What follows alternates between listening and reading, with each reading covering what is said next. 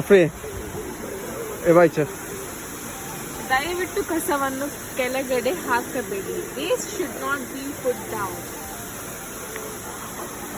എന്ത് ശരിക്കും മലയാളത്തിൽ പറഞ്ഞു? മലയാളത്തില് ഇവിടെ വേസ്റ്റ് ചാടണ്ട.